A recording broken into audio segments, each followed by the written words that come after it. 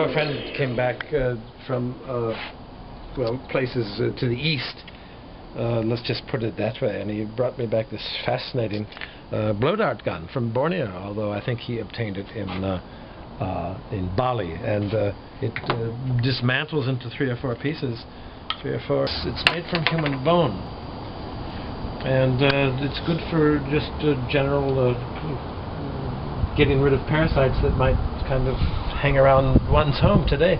We've got Gerald the mouse, but I don't particularly want to do anything unkind to him, but it's good for other vermin, parasites, etc., what have you, ad infinitum. And don't touch the tips of the darts, folks, because they are lethal, and I don't know just what exactly we want to shoot at today. Most of the staff are off today. They've already fled to sunnier climes, what are known as sunnier climes, and it's just yeah, we could just go inside and look for Gerald, but I don't particularly want to annihilate Gerald with a poisoned dart that just trying to get the little invisible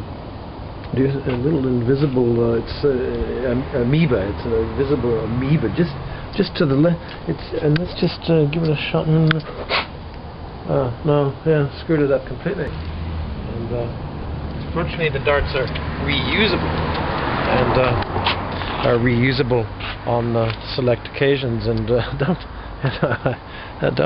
don't play around with these. We have a mouse called Gerald.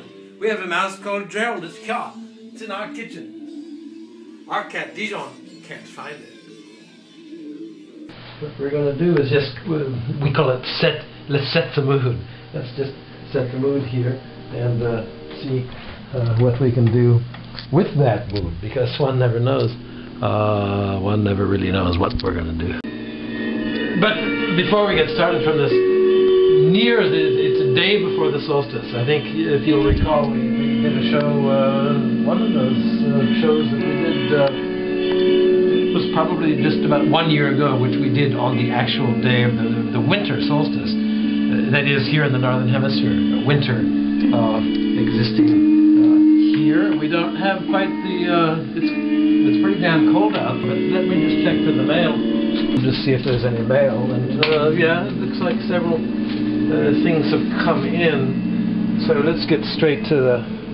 Here's, of course, to Captain Beefheart, who we have adored for all of these years, and will continue to adore his work and his inspiration on all of us, not just for his music, his painting, and his style of life. And naturally, I didn't bring in the letter opener, and who knows if my producer maybe can get me a sharp knife, perhaps. There it is. It just kind of popped in. Just kind of pops in from up above. Here at the Citadel, this is known as an Australian knife. It came to us in the mail. Hard to believe, folks, that it got through X-rays security. And so let's just get to the first letter here, which is from New Montana, New Mexico. No name there. And let's just see what this is from. Marco Anderson. It is my understanding that Captain Beefheart has snuffed it. What are your thoughts on his life? Well, Marco, I just gave a few thoughts on the life of Captain Beefheart. He was certainly Don Van Vliet. He was certainly an influence on me. Marco, thank you for writing. This is a letter from, where did this come from? It just says Oregon. Dear Mr. Green, which is a bit formal, there's no need. I was recently turned on to your show by a friend of mine who will remain anonymous. As an avid breakfast cook, I'm dismayed to see that your typical breakfast seems to be a glass of red wine. Well, as I've said, we film these at lunch, folks. You have an incredible array of fresh vegetables in your back abode, weather permitting, of course. Instead of just talking about the Swiss chard, why not cook some for breakfast? Libations may be included. Well, the chef sent a recipe for organic Swiss chard, basil, pesto, and goat cheese scramble. We're not allowed, unfortunately, to give out the recipe, but send $5 and I'll see if I can get you a signed photocopy. But more, we've got even another letter from Lake of Fire, Kansas. Dear Theo, I heard talk that you would be making an appearance in an upcoming film. Is this true? And this is from Mike like Mazurka. What can we say about this?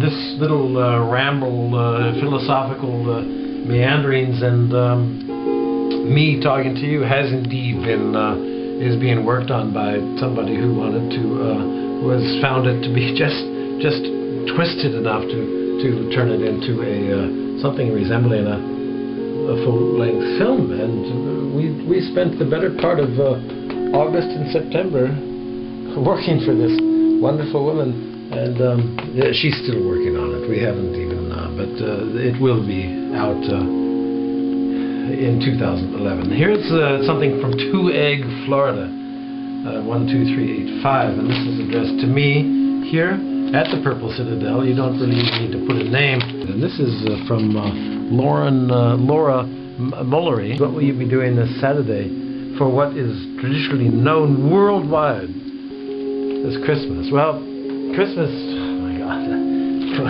Laura, you know, I mean, I've never heard of you, but and it would be impolite of me not to give a long answer. I just tend to visit with people, and I'm very fortunate that where I live here in Providence, that there are many people worth visiting with, and they all live nearby, so I don't have to